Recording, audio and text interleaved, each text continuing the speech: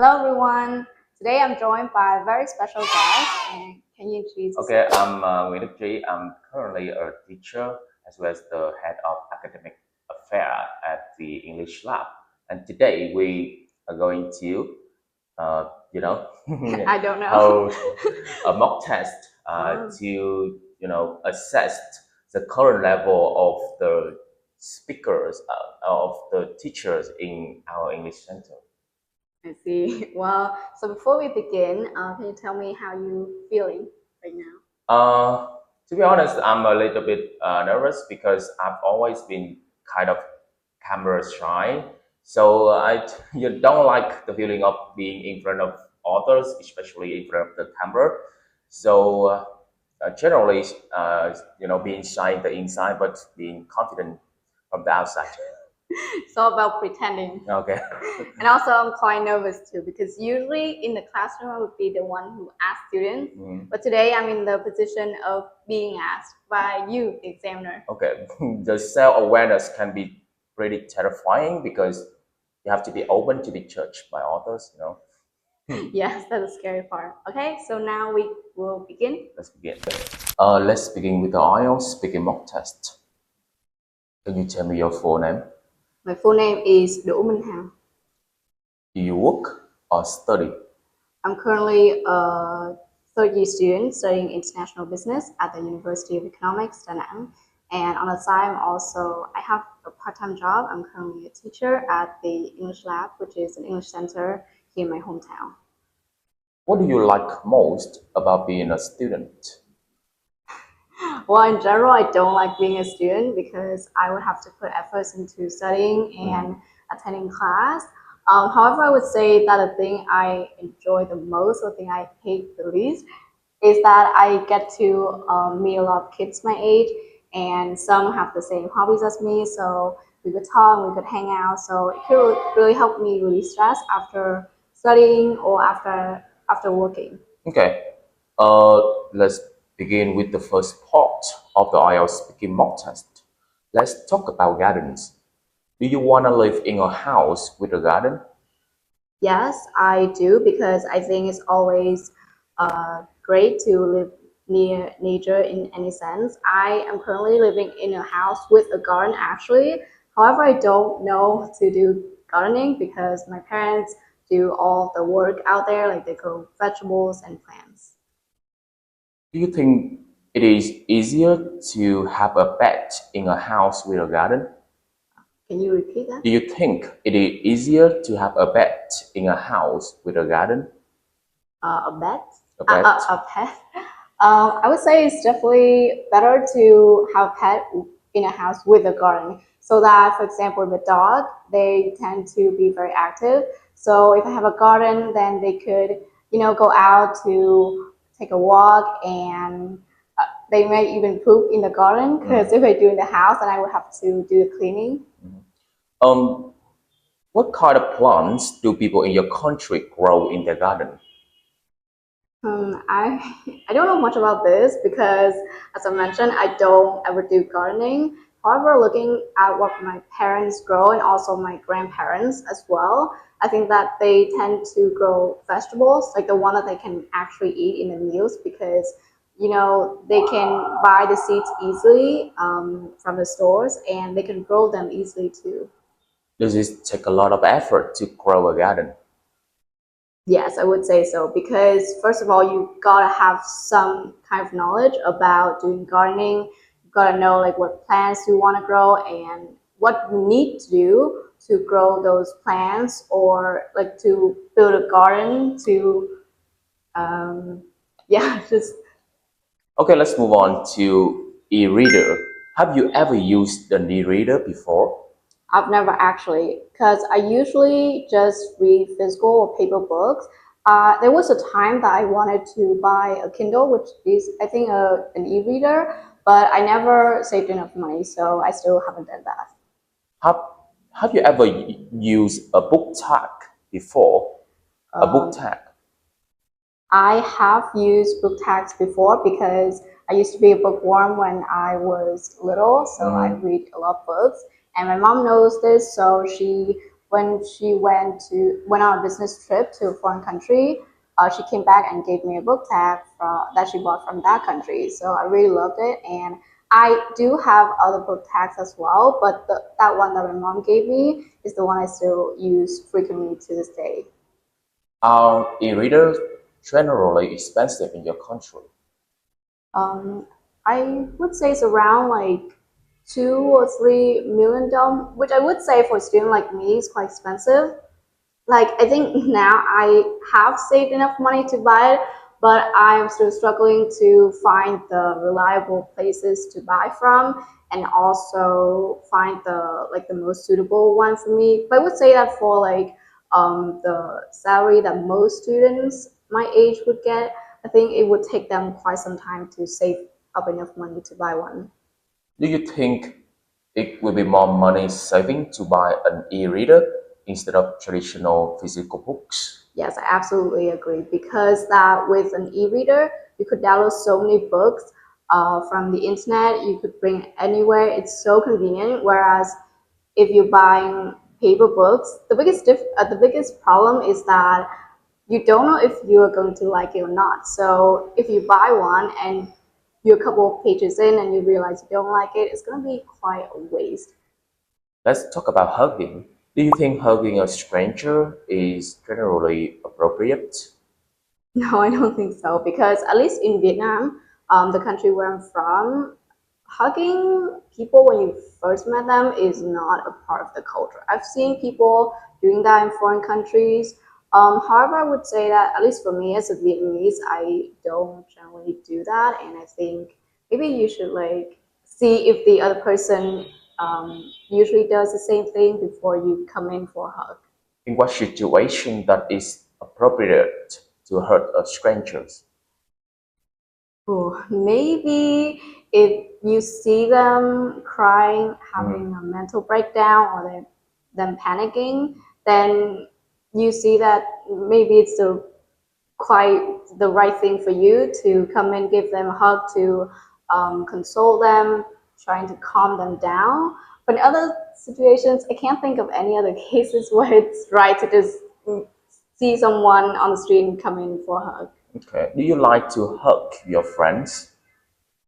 Sometimes, yes, because my friends and I have quite close friendships and relationships. We hang out a lot. We usually go eat out after class. So some of them, whenever I say goodbye to some really close friends, I would give them a hug, because it's normal for us.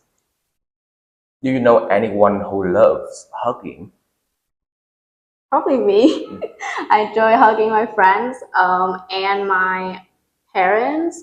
But still, as I've mentioned, it's not like a huge thing in Vietnamese culture, so I don't normally see people hugging too much. Okay, let's move on to the second part of the IELTS speaking mock test. I'm going to show the topic on the screen for you, and you got 1 minute for preparation. Are you ready? Yes. And the topic is to talk about a party that you regretted going to. You can begin to take note now.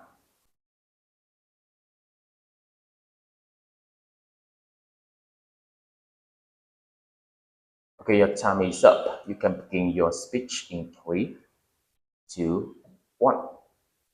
I have attended many parties in my life before, and however, there was this one time when I went to one party which I didn't really like, and that was an end of year party. It's not the company; it's for my school, for my class at school. So I reckon I can't remember for sure. It was probably middle school, maybe high school.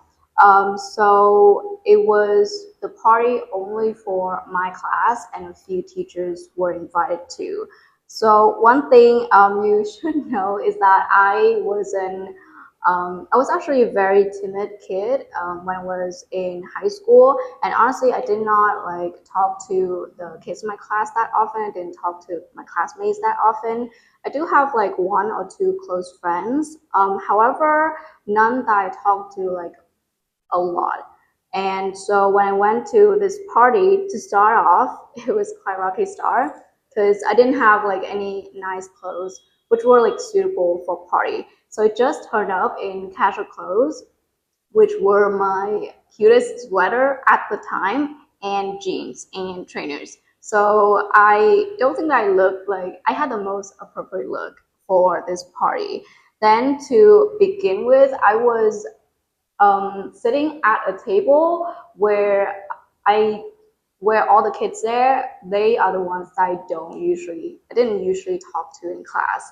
And so for the entire time, I didn't really know what to do really. I was just sitting there quite awkwardly, and I tried to talk to some, but the other people were just too focused on taking photos of their outfits and chatting together because they're closer. I tried to like join some conversations. I tried to just like laugh off to some jokes that they were telling. So I really felt as an introvert. Okay, let's move on to the final parts of the IELTS speaking mock test. What are the reasons why people often feel regrets about their past decisions? I think because probably for one main thing, they probably made some bad decisions in the past, and in retrospect, when they think about the things that they did, they now think that it was not the best thing to do. Maybe they were not in the right mind when they decide to do certain thing. In my case, I sometimes do think about the past, and I do get secondhand embarrassment too. Do you think regret can motivate someone to make positive changes? Yes, I do think that regret could turn out to be a big motivation for certain people, because I think regret stems from the fact that they have some reflection of what they did before, and they might have learned the lesson for themselves, and they got like some experience from what they did before. And regret is when they're regretting something, they're probably not pleased with the past actions, and so that could push them to later on do something better, make better decisions. What about the drawbacks? I think that the biggest drawback is maybe when people think too much about the past and they are like they regret all the time, then that's not quite reasonable, because as human beings we tend to make mistakes, and that is a normal thing. However, and also this is someone that I've actually met in real life too. They tend to look too much into the past, and they tend to like bring up anything about the past that they've done wrong to the present. Even right now, they're doing well as human beings, but they even if when they encounter like they make the smallest mistake, they would refer to the past mistakes, and it's really unnecessary. Like sometimes you just gotta look forward. What are some sort of effective solutions that can help people to overcome regrets and avoid like letting them hold them back? I don't know this because I'm not a psychology expert. In my case, I think I do have some expertise too, because when talking about my studies, I used to be a quite good student in the past. I'm not doing quite well academically now. So one tip that I usually do is I try to think of myself from an outsider's perspective, because when I'm thinking too much about my past or myself, like that myself is like the only thing that I could think about, and that could like I think that's a bit narcissistic. You can also ask other people to give advice about your current situation, like close friends or parents, because you have people around to help you get through like difficult situations like this. Do different cultures view regret in different ways? Um, I haven't done like much research on other cultures about regret, because this is quite a particular, like a very specific thing, and I haven't met like a lot of foreign friends too. So I honestly I have no idea as well because it's quite interesting. Maybe I would do more research, but I think one time I talked to a Malaysian friend and he said that people from his country are pretty open-minded and they adopt a lot of Western values. I mean, this has nothing to do with regret, but I would say that people in general right now, even people from other countries or people in Vietnam too, maybe they tend to focus more on the present. So, who are better at overcoming regret, old or young people? I would definitely say young people for sure. So putting regret aside on a daily basis, I think that young people nowadays from different backgrounds, they are adapting to globalization. So um, they have access to all sources of information and they're more open-minded nowadays. So they could be able to adapt to new situations. And so I think that they are better at learning from the past mistakes more instead of clinging onto it. Whereas when it comes to people from other generations, like my parents, for example, or some older people, like middle-aged people that I have met, they because now they're old and maybe their life is not as eventful as their life in the past. So they would tend to remember more about what they did back then. Not necessarily mistakes anymore, but they would just bring up anything from the past if they could. Okay, so this is for the IELTS speaking mock test. Okay, wow. Hope you guys learned something today. And I'll see you next time. Bye.